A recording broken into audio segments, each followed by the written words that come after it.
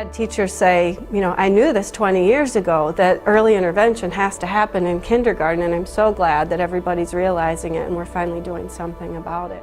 After a long career in education, I almost feel badly for some of the things that I did prior to learning about this. You know, waiting for kids to fail, for instance, it just seems like malpractice almost. Whereas now we know if we intervene early and consistently and do a few things better, stay with kids, we can make a huge difference and actually set those kids up for success in their life.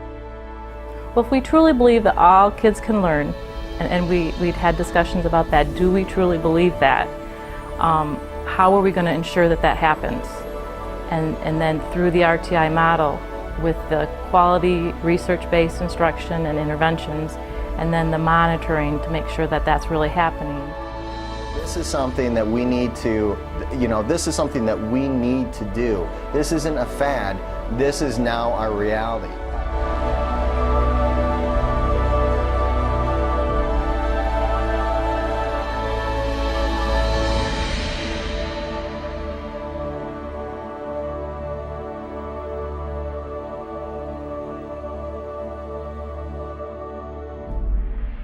Right after I was asked to do this position, I obviously had a little bit of a buy-in and was excited about this whole new concept.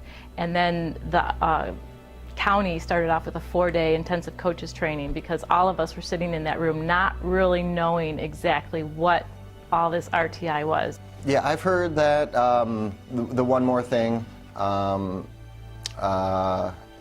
this is a fad. This is yet another initiative that's being pushed through. This too shall pass.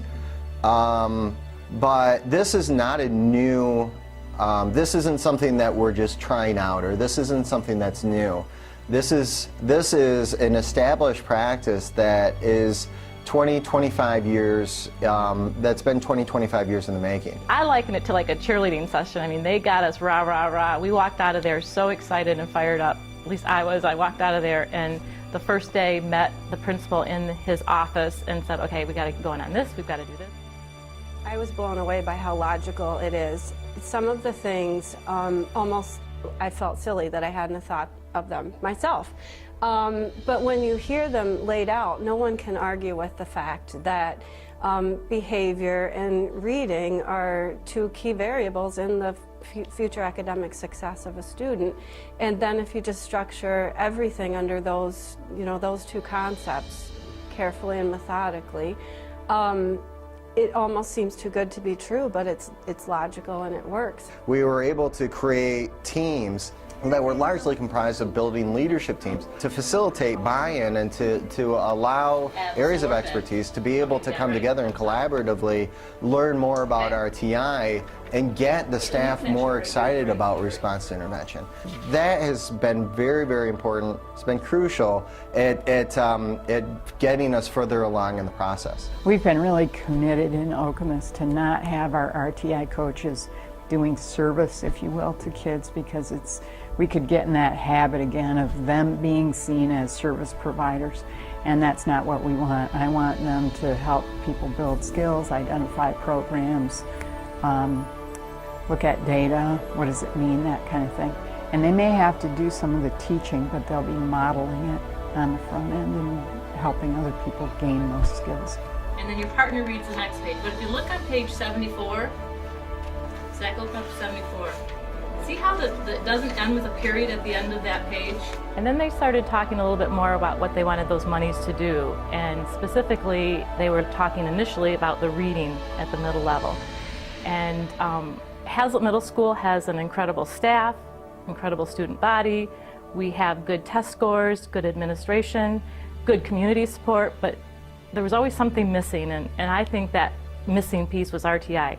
Because when they started talking to me about reading and test scores, and we missed a whole pocket of kids through remediation at the middle level. We kind of just stopped doing that by 6th grade.